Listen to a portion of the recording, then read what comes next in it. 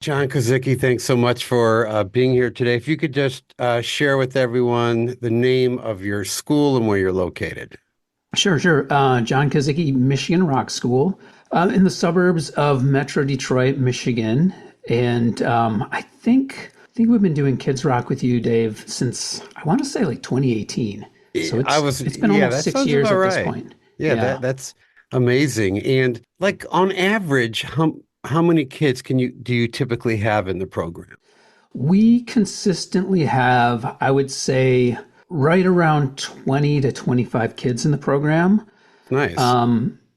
But we also have like a steady influx of interest in the program. And so we keep wait lists for it. And when a kid drops, we almost immediately fill it back up. When there's changeover after concerts, and we've got new classes, we're able to fill them pretty quickly. I think we could fill more classes if I just had more room and more instructors for it. Right. So I just want to share with everyone that you're running rock bands as well. So, and you have one band room. So it's not like, you have endless amounts of space. What do you charge for Kids Rock? I think we're at 135 per month for Kids Rock now. And what do you charge for 30-minute monthly lessons? 140. Okay. Okay. So I like that. I like it when people are charging their Kids Rock rate close to that 30 lesson. Right. And Mhm. there's certainly an argument to be made for going up to 140, especially if you've got a wait list. Sure. Um, so if you, assuming that you didn't have a wait list and you had a new class, you wanted to kind of fill it up quickly, what are some marketing strategies that you would typically implement in a situation like that? Geez, so it's been a long time since I've had to kind of work at, new strategies to fill these classes. But we did, like early on, we did a couple of open houses, and that seemed to be a pretty good way to get people in there and interested. I think, and I know you've talked about this, but also when we talk to parents on the phone and people are interested in lessons when the kids are in that age range 4 to 7 years old, I always recommend Kids Rock. And I reiterate to the parents, we used to do private lessons with this age group, but they always ended after about a month or so. And that's a good way to sell them on Kids Rock, because I think a lot of times parents just don't know what to look for, right? They just think like, my kid likes music, let's get them in music lessons. And the traditional approach is private music lessons. So they just need the education to understand like, no, there's a better way. And if you want to keep them interested, this is it. So it sounds like the phone is really where you're doing most of your marketing as opposed to running ads and email campaigns. Well, I mean, that's part of it, but with how we've sort of adapted over time, and this is with Kids Rock or any of our programs, we almost always do a phone call in the front end with the prospective parent. That helps us to, again, like try and find the best fit for them. But also, we know who our best customers are going to be. So we've got certain questions that help us weed out anyone who we sort of think might be a problem. So do you present Kids Rock, let's say a parent with a 6-year-old's calling, do you present it as an option or do you just say, oh, all of our students in this age range start in Kids Rock and here's why? Well, my approach, and I'll kind of give you like my telephone routine. Yeah, would love to dig into that. I say, who are we talking about today? And then the parent starts saying like, oh, my kid, and I'm like, okay, tell me about your kid. I'll ask if they're not upfront with the info. I'll ask what their age is, what kind of music they like. Sometimes, depending on how the conversation's going, I'll ask what kind of personality they have. I'll ask things like if the parents ever had music lessons before. And if they have, oftentimes, like, it's pretty common. They'll say, oh, I had piano lessons when I was a kid. Oh, I didn't like it. Or like I did it for a few years, but I didn't practice. That the typical stuff that you would expect. I just try and keep it a casual conversation. Then, once we sort of break the ice in that manner, then I start saying, you know what, it sounds like Kids Rock would be a great option for your kid because it's real experimental. The kids get to try out the different instruments. There's no pressure on you as the parent to have to purchase an instrument in the front end. You're not going to have to make them practice every week. Everything happens in the group, and they form friendships. We put them on stage. And if the people are just looking for private lessons or they don't like it, well, I usually recommend someplace else. Wow. Okay. So you're very firm with that. And how do people respond to that sort of that confidence from you, or that very sort of firm, well, yeah, that's how we do it here, and I'd be more than happy to recommend you. So like, does that ever get people to go, okay, well, we'll try it then? I don't think it's, maybe I should record myself and listen, but I don't think I come across as firm in saying like, well, this is how we do it. My approach is I'm trying to help them. I'm trying to help these parents get the best fit for their kids. And if they're dead set on private lessons for their kids, then I say like, man, I think that's great. Let me give you some recommendations for some other places that I know they do private lessons really well.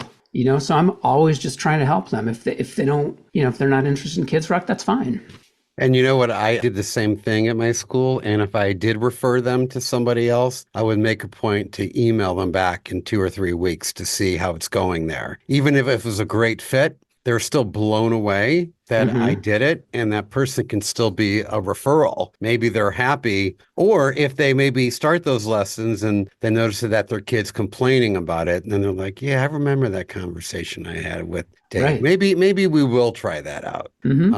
And like you say, I love this idea of you're really all about just helping them and trying to find what's the best fit. And if that's genuinely what you want, that might mean directing them away from you to somebody else. So, for sure. Which is, I love it. What do what advice would you give to a music school owner?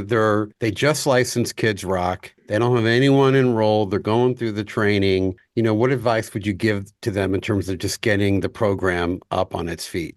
I think a lot of it has to do with like future success of Kidzrock. I think is in part about having the right instructor in place. I've got 10 instructors and only 2 of them teach Kidzrock. And I feel like the other 8 just don't have the right personality. They don't they're great instructors for other things.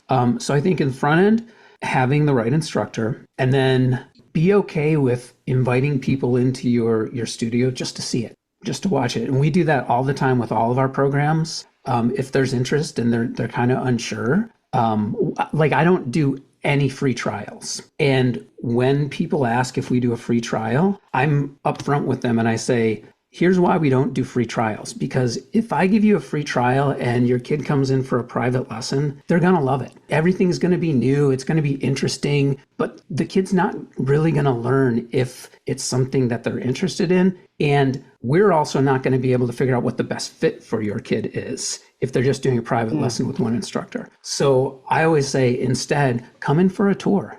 We'll show you around.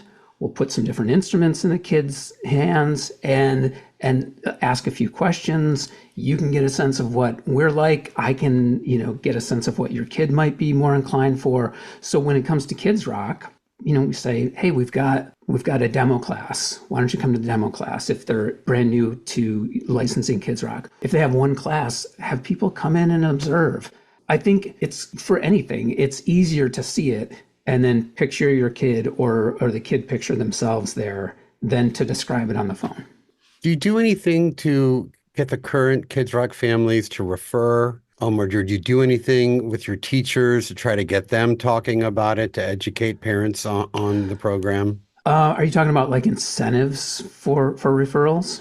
Or just even encouraging them to refer without necessarily an incentive, but just maybe an email or reminding parents, hey, if you have any friends that might be interested, we have an opening in the band. Or do you just find them referring naturally on their own?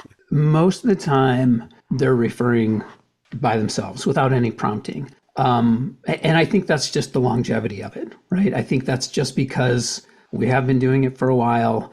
We're the only place around here. I would say like one thing that's been hugely helpful, and this isn't something that everyone can do, but I've got a friend here in town who does music together. Mm-hmm. And she's referring her families to us. I'm referring families to her. So it's a good relationship, right? So, music together, I believe, I think it's that I don't know what the top end of the age range is for music together. It's four.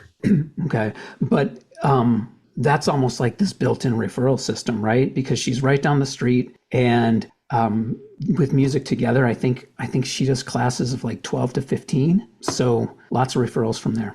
I love that. I just wrote that down. That's a really great idea to because it's a win-win because you can refer to them. You could, if you've got a kids rocker and you see their 3-year-old, 2-year-old sister coming in with Hmm. mom, it's like, ooh, that could be a music together person.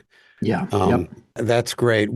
So let's say, what advice would you give to a school owner? Let's say they're 4 to 6 months in with Kids Rock and they're really struggling to fill the classes. What advice would you give to them?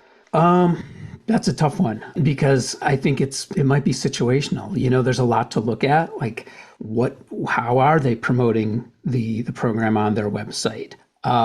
How are they handling prospective students and parents on the phone or email? Do they have a good instructor in place? I think that's a hard one to pinpoint because I Well, think that's there are a great. lot You of covered a variables. lot right there. But Mhm. tell me what do you look for in a Kids Rock? Like what do you feel makes for a good Kids Rock instructor? So I think my most successful Kids Rock instructors are just generally they have like a friendly personality. Hmm. I just hired a new one. He's a dad. He's like I mean I don't know how he's going to do with Kids Rock yet, but he's got a good personality. He tells a lot of dad jokes. He seems kind of silly, right? One of my other instructors, I think when it comes to like my two Kids Rock instructors I have currently, one of them, she's really good with getting the results out of the kids because she's able to command their attention and sort of, she gives really good prompts and is able to get the kids to respond to what she needs. The other one, I would say technically his bands aren't as technically proficient because he's a little bit more goofy and fun and they talk about video games and Minecraft and things like that. So I think like performance wise, his bands are usually not as strong, but they love coming to the classes because they love hanging out with Mr. Aaron. Yeah. So I think personality is a big one. Looking at again, I'm asking for some rough estimates. I know that Mhm. coming up with these numbers, being precise will be tricky, but what percentage of incoming Kids Rock students are coming because they saw it on the website, they heard about it from a friend, or they're calling for lessons and you're upselling them on the phone? Can you kind of do like a rough estimate Um, as to what that breakdown might be? Rough estimate. So what were the So what categories again? percentage of people are let's go with what percentage of your Kids Rock students are coming from direct referrals? Okay. Um, I would say I'm going to say like pretty high, like 40%. Wow, okay. What percentage are they saw it on the website and now they're inquiring about the program? I would say 30 and then 30 who are calling just about lessons. So like Wow. 40, 30, 30 is my guess. Interesting. Okay, that's I think really right. So I think And that then like emphasis no real data on that. right, just, right. just winging it.